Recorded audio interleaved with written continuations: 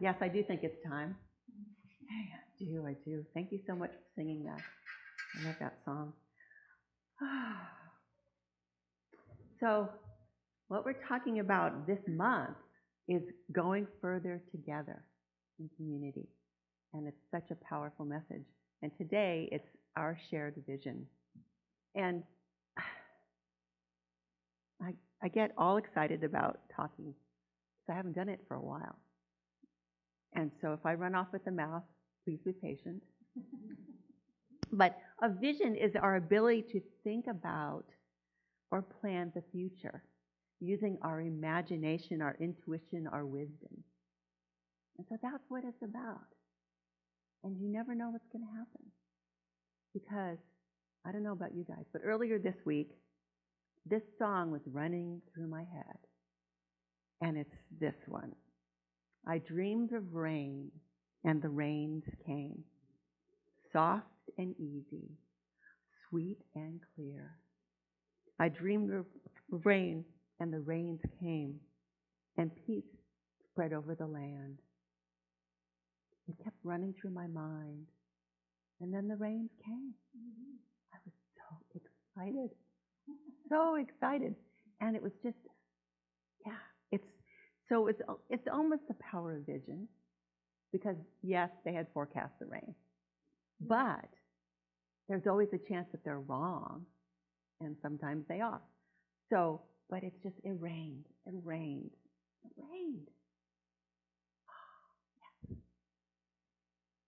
So it's the power of that vision, the power of our thoughts, the power of us being together in consciousness, and the oneness, the wholeness. Because we know that what we think shows up in our world. Because when we think it, we get emotional charge upon it, and we get into movement, and then guess what? Stuff comes back. It's just like, we know the equation, it works. So so the thoughts that we put out there that manifest in glory that we're happy with, great. But if there's something in your lives that you're going, I could do without that. Okay, shift your thinking. You can change that. It's not a permanent thing. Well, this too shall pass. We're all kind of passing through here. So we might as well have fun. You might as well have a good time with it. So there is timeless wisdom that comes to us from the science of mind and our beliefs. We believe the ultimate goal of life to be a complete emancipation. And last week, Reverend Rafe told us that complete emancipation, it's a process. It's not a click switch. It's like you're constantly growing and manifesting new things from which, a complete emancipation from all discord of every nature. Envy, fear, all those kinds of things. And this goal is sure to be attained by all. We believe in the unity of all life, and that the highest God and the innermost God is one God. So how does this emancipation, how does this complete emancipation happen? Over time, as I said, but also in many different ways. Before service, we were just talking about Montana, and I've just returned from Montana. I was there for a dream tending workshop. And one of the things that happened was I had a nightmare when I was there. How perfect you go for dream tending, which is, anyway, I'll explain that a little bit later maybe. And in this nightmare, there was a flood. It was catastrophic. And so I came into the group, and I was being held by 17 other people. So we were in community. And I told my nightmare. And so I was in so much grief. And they held my grief for me and with me. And then through working with the dream and being together with it, music showed up. Jackson Brown's After the Deluge. And it's like, or Before the Deluge. I think it's, it's like it's both. But it's like, wow. And because my grief was for the little ones in the climate, all the little ones following us, the great nieces, the granddaughters, the grandsons, the great nephews, all the little ones. So I was holding this. And what this music and things helped me do was to be able to hold the grief and the sorrow and have joy come through as well, so that I could feel joy. So when I'm in joy, then I can do positive things. I can do things that are going to make a difference. And part of the song, which of course I kept playing on YouTube, is "Let the music keep our spirits high. Let the buildings keep our children dry. Let creation reveal its secrets by and by and by. When the light that's lost within us reaches the sky." But it's like, oh, this is amazing. This is what I needed to hear because I was hurting.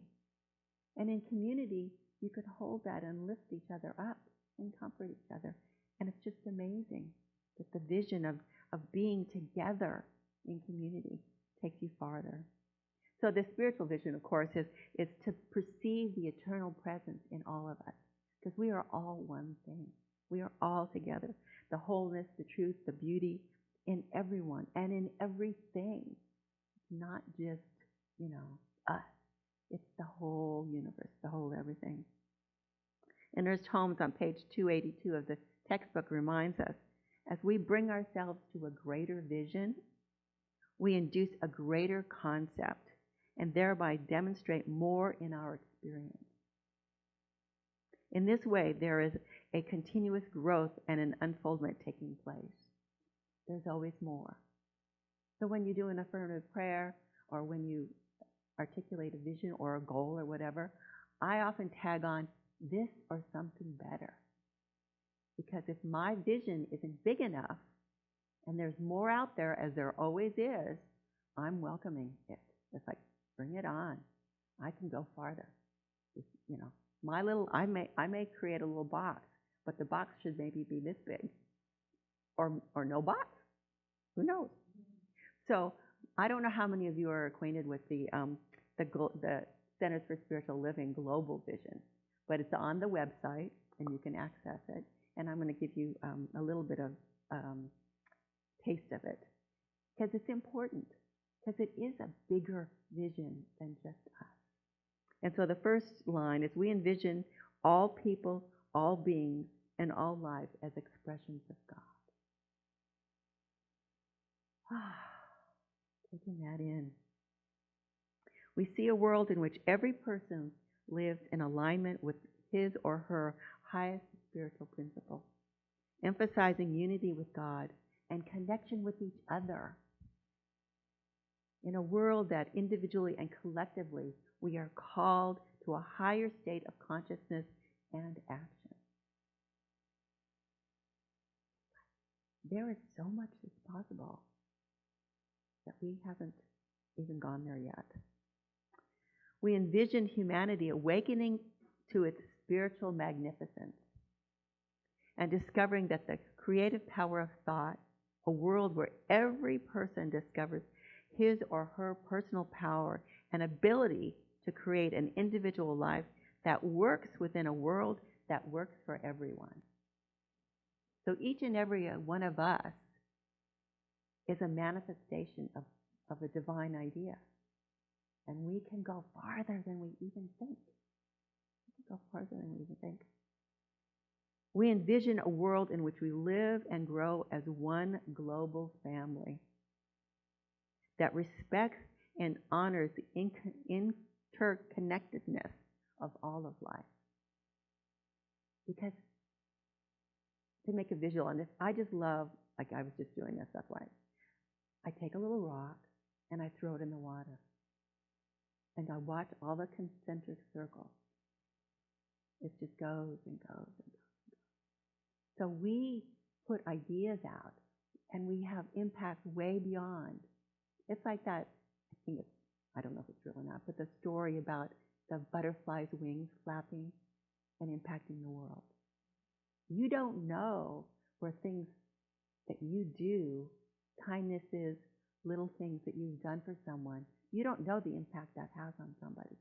Sometimes you get to know, sometimes they tell you. But you don't know what picking up a piece of trash might mean. You don't know how powerful you really are. Or maybe you do. I hope you do. I encourage you to remember that you are. We envision a world in which we live and grow as one. Oh, I already read that. It's important I read it again, obviously. We envision a world in which we live and grow as one global family. We are all in this together. Yes. That honors and respects the interconnectedness of all life. A world where this kinship with all life prospers and connects through the guidance of spiritual wisdom and experience. So I mentioned that dream, and part of my grief about that was the climate. And I'm very excited that the Climate Change Conference, COP26, is going to be taking place in Glasgow, Scotland, starting on October 31st. And over 200 countries and businesses and more people are joining in all the time are going to be there. And I went back to see, I go, well, what's COP? Like, it's Conference of Parties. It's the people. It's all of us. And I have a vision that that conference is going to be pivotal. That this climate change thing is going to get going in a real way. So that we can actually shift and preserve the planet for viability for the little ones. That's my hope, that's my joy, that's my knowing. There's a local communities and indigenous people platform on their website. And they had this statement, which I love too. An open and inclusive space for bringing together people and their experiences to build a climate resilient world for all, for everybody, for every creature, for every rock, for heaven's sake. Yes. And the vision goes on. We envision a world where personal responsibility joins with social conscience in every area of political, corporate, academic, and social sectors, providing sustainable structures to further the emerging global consciousness. This is all the CSL vision. And I was aware of it. I've read it before, but I wander off. I don't know about you guys, but I wander off. So it's good for me to be reminded. And it goes on, and I won't read it all now, but it talks about having enough food, shelter, and a sense of belonging and value for every person. And world peace, enfranchisement, justice, and that the resources of the earth are valued and cared for, that we honor the earth, and we share those resources, and we forgive ourselves and others when we goof up, because we do. We do goof up, but we know better. We can go better. And the other thing is a world that has renewed our emphasis on music, on art, on creativity, on the aesthetics, on the human giving forth in a beautiful way. Right? If you're a writer, if you're a painter, if you're a musician, I find myself doing all sorts of different things that are important and do give me that feeling that I make a positive impact on other people. And then I also participate in something called the World Dream, because I know and accept that the dreams that I have at night and the dreams that other people have at night, there's a coalescence. There's a shared mind in that unconscious state.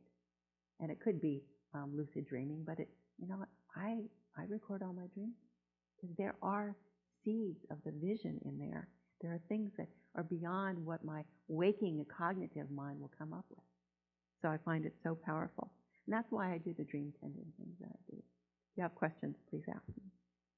And it ends up on the CSL as we envision a world that works for everyone and all of creation.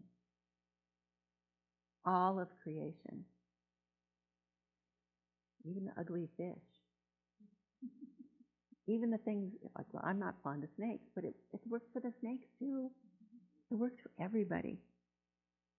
And Khalil Gibran says, I prefer to be a dreamer among the humblest, with visions to be realized, than Lord among those without dreams and desires. So if you have it like a desire or a vision or something that's coming forth, it could be coming in a dream, it could become, someone can come up and talk to you about it, and it's like, spark, just little, pay attention. Those awarenesses, those synchronicities, those things that come in to just say, hey, pay attention to me.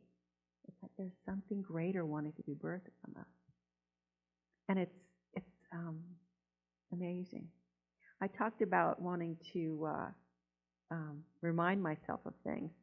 So one of the things that I do is I have some of my vision on my little card, and I've got little cards around the house.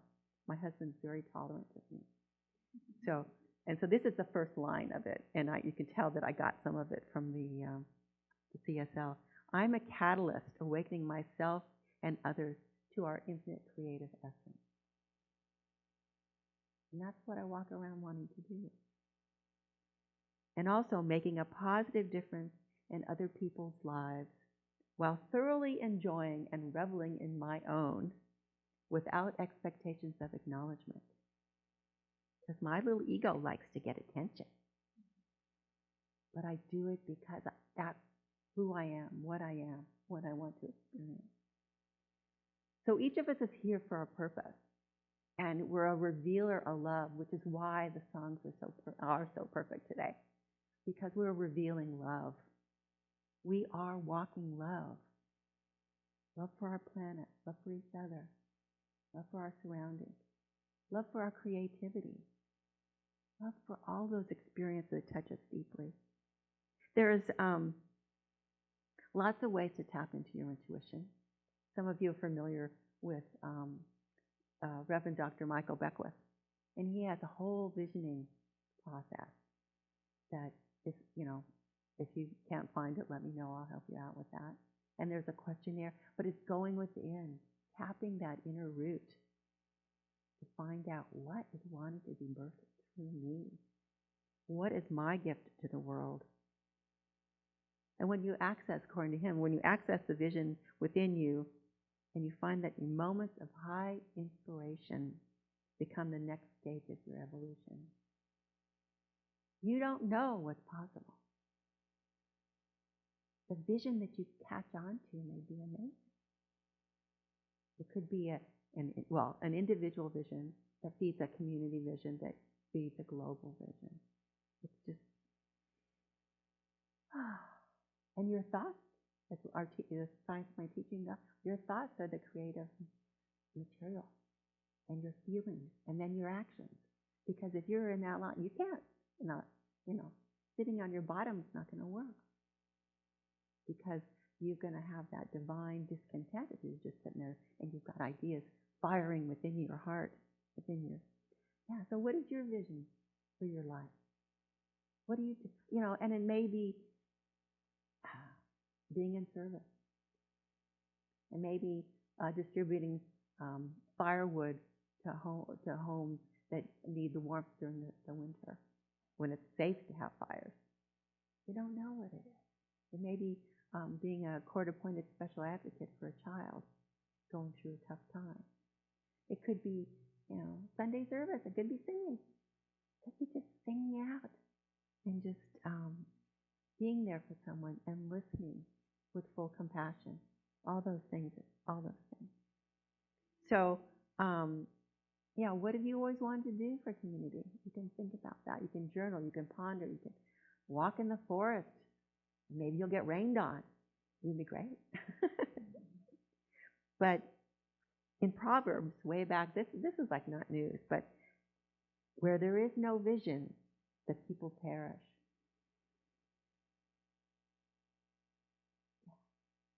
Where there is no vision, the people perish. And Rumi tells us, the truth is that we reach to the vision we create and hold. You are that powerful. You create your own vision. And so do all the cells of your body. Because you're all one. So clear your mind of limits and move into spirit. Let's take this into prayer. I open up to the magnificence of the universe, the all-loving, the all-knowing, the all-powerful source that is in and through each and every one of us. We are divine beings, all one and all whole. I just know and accept it as we step into and embrace this unity with all. We are inspired. I know and accept that our vision for a world that works for everyone comes forth. And each and every step we take upon this earth is a manifestation of that vision. And I know and accept that we are all enveloped by that love, that light, that divine guidance, that wisdom. And we listen. We listen. And I also know and accept for those with heavy hearts and grief that there is a love and a light surrounding each and every one of us. That there is comfort. That there is that deep inner knowing that it is all love. And it's eternal. So I know and accept for each and every one of us that we are perfect manifestations of spirit.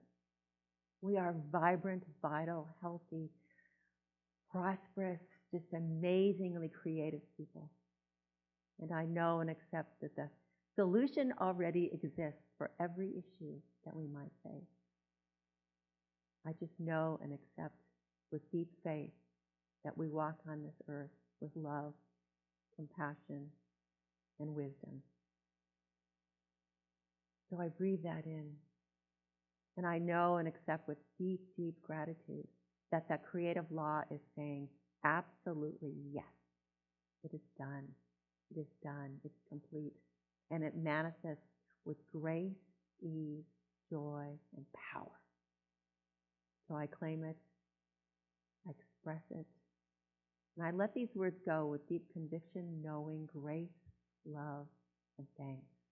And together we say, and so it is. Thank you.